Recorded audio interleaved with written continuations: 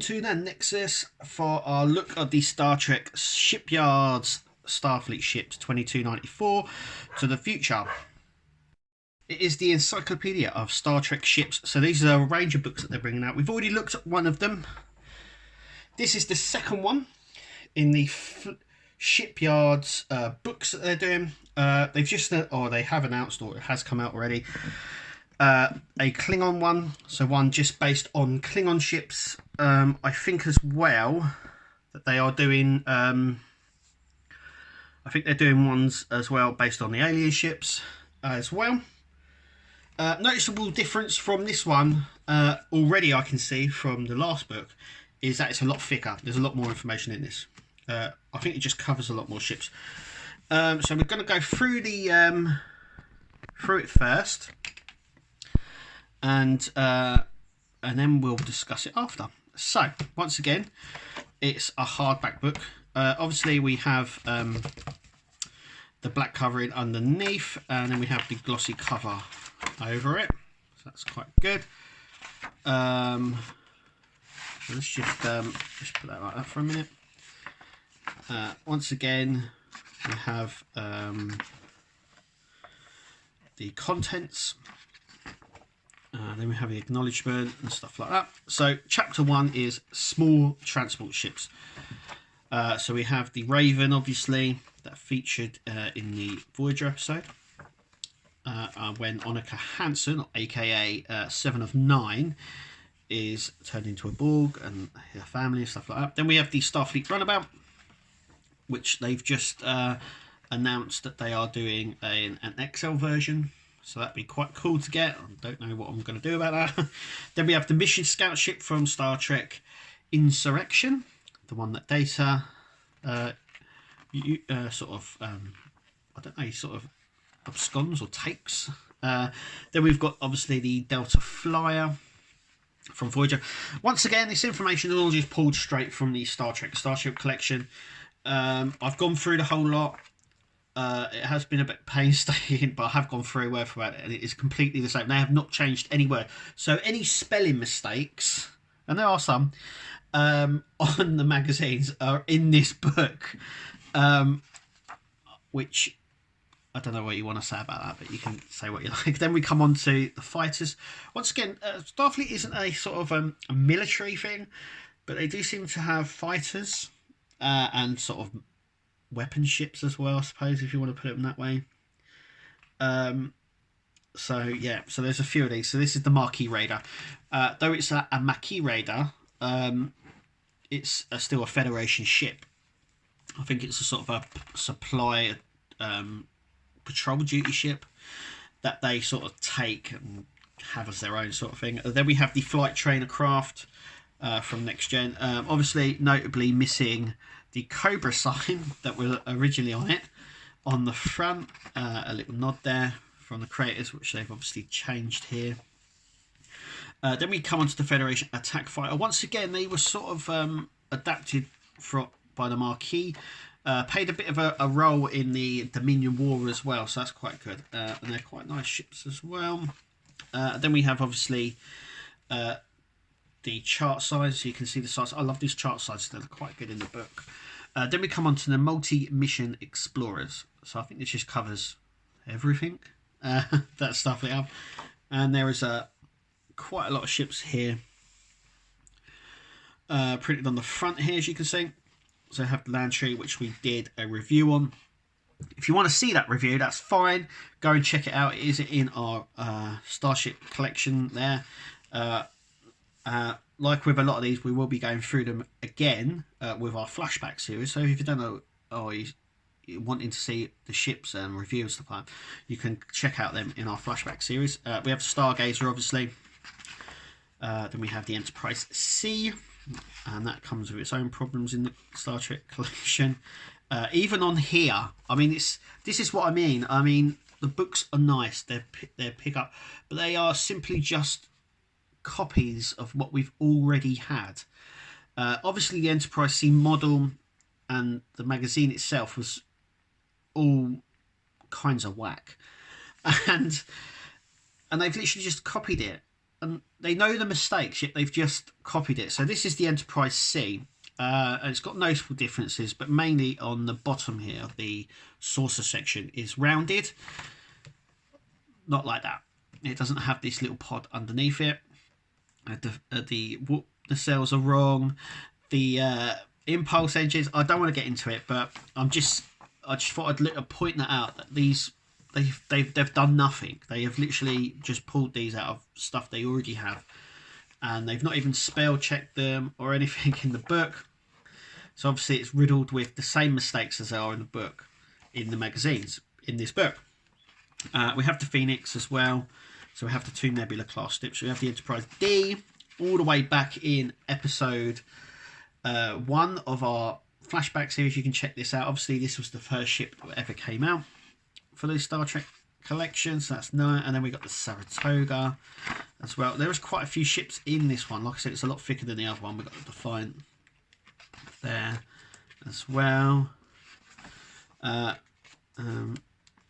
Yeah, we've got all the Wolf 359 ships that they done. The Springfield class there as well. Challenger class, Freedom class. So we've got them all there as well. From the Battle of Wolf 359, they're all there. So that's kind of cool. They've inducted them. There are some in here that they have not inducted and some that they have. I don't know whether that's just to cut down the number of pages or whatnot. But yeah. So we have all of these. The Pasteur. Now, the Pasteur is one of these ones. Is it from an alternate reality? I suppose it is. Did Starfleet actually have the Olympic class, or was it just in that reality sort of thing?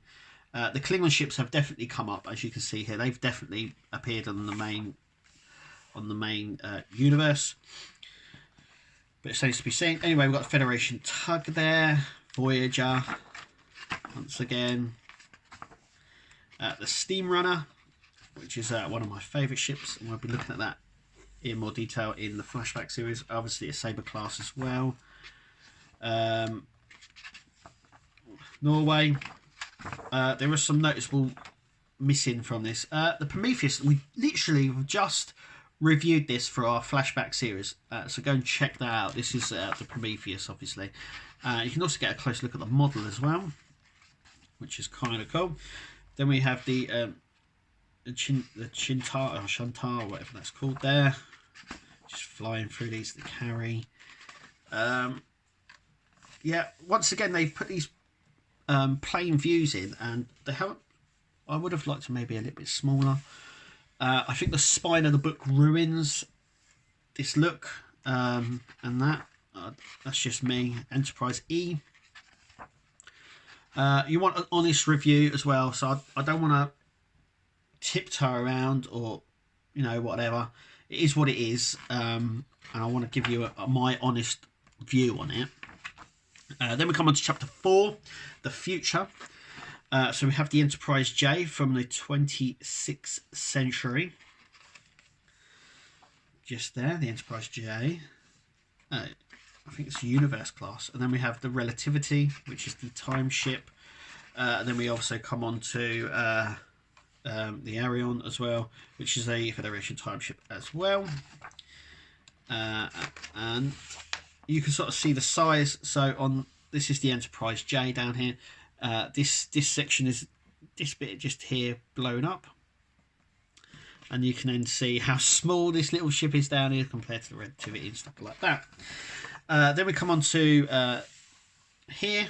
There is noticeable difference I've noticed straight away on this page, and that is the Defiant. So it's Defiant class. We obviously know that the Defiant and the Valiant, but there was also the San Paulo as well, which obviously became later. It was renamed Defiant, but there was the San Paulo, and that was a Defiant class starship. And then we come on to these as well. Once again, so I'm just going to break this down now for you and tell you my views on it. Firstly, it's like I said, it's a lot thicker than the previous book, and it's priced the same. So you're getting more for your money on this book, to be fair. It suffers the same as the last book, and that is it doesn't really give us anything new, and it really doesn't give us anything new than what we already have in this Star Trek Starship collection. But once again, it depends on if you picked up the models either on eBay or someone and you haven't got any of the magazines. This is quite good to pick up because it has all the stuff in it really that you would get in the magazines, just minus how the ship's designed and stuff like that. Once again, there is noticeable absence from this book. The Akira class is even printed on the very front of this book. It isn't featured in this book. It isn't. All the other ships from First Contact are, but the Akira class isn't. It doesn't have the Rhode Island, the Nova class. So we have the Nova class Equinox, but we don't have the Rhode Island, which they've also picked up. I don't know whether it's just cut down on pages and they've just gone, these ones are the more interesting ones. But even having the Akira class on the front here, it's not even featured in the book at all. Like I said as well, the same mistakes in the Starship collection are in this book. They've literally just pulled the page. For me, that's a little bit lazy.